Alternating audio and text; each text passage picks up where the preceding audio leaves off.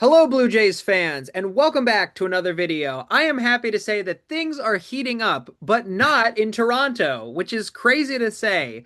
It is heating up in Seattle, of all places. We came back at a 13 to 4 game. Whoa, whoa, whoa. I cannot believe that is the score.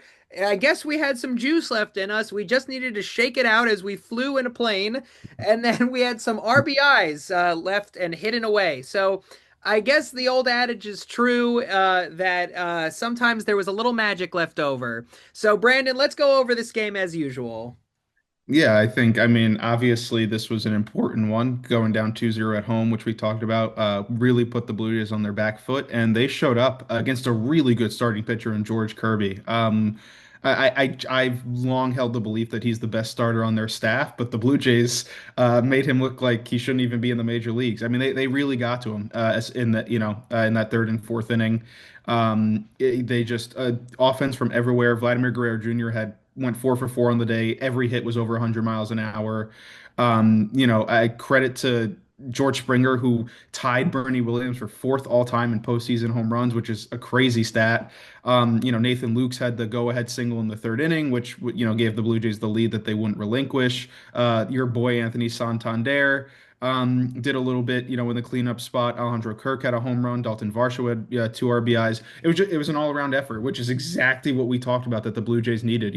Vladimir Guerrero Jr. in the first two games of the series didn't look like his usual self. Obviously, he did in Game Three, but we knew that there was going to need to be support from elsewhere in the lineup. And credit to everyone else in the lineup; they really showed up when it mattered. Yeah, it was a really interesting game. I think you also got to give credit to the pitcher, Shane Bieber. It's no surprise that out of all the pitchers that we've had this past season, especially in these past few games, of course, Shane Bieber is the one who delivers, and has created just a great defensive performance on the mound. So you can't forget the pitcher there. It was an absolute upset of a game. Only I think three players out of our entire lineup didn't get an RBI the Mhm. entire game, which is incredible for a playoffs game. So I think this is a real big turnaround for the Blue Jays.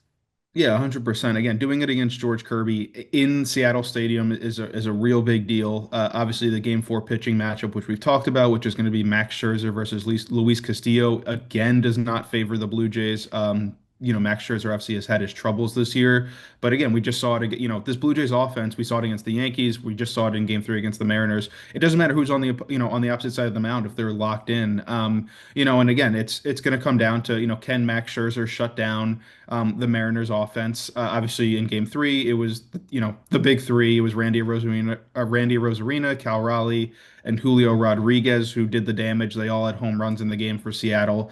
So it's going to come down again to can Max Scherzer and the Blue Jays bullpen shut the rest of the lineup down for another game, and if they can, not only does that guarantee that the series gets back to Toronto, but it also ties things up at 2-2 and makes it a best of three situation, which in the playoffs, anything can happen, especially, with the momentum on the Blue Jays side. So, I think just a lot of credit to the resiliency of this Blue Jays team. We saw it all year. The division lead was constantly being thrown back and forth between multiple teams in the AL East. We saw injuries, we saw all these different things plague the Blue Jays, and yet they came out with the top record in the American League. So the resilience is being shown in full force right now, and I think that there's a lot of reason for optimism after the Game 3 performance. Yeah, I think my closing note here is that I think that Seattle is kind of, I'd like to say optimistically, showing the cards of how they can look in the near future, where when you can have this shutout of only maybe 4 or 5 of your players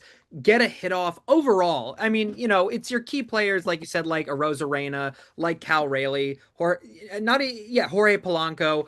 It's your usual guys. But if you can't get any of your other players to even get a hit off your pitcher, and like we've talked about in the past with the Mariners, they have some amazing players, Mitch Garver and Eugenio Mhm. Suarez, JP Crawford. Like these guys aren't like newcomers. These are veteran players at the end of the day, but we're shutting them down, which is great to hear. I think this is really a green flag. But as always, I always say this, only time will tell. Hopefully, in the next game coming up tonight, we can repeat this process again, not on our home territory. I think that's something to really nail home at the end of the day that we did Mhm. not do this in Toronto. Hopefully, we can repeat this again tonight. Do you think it's going to happen? Let us know in the comments below. And as always, we'll be responding to each and every comment.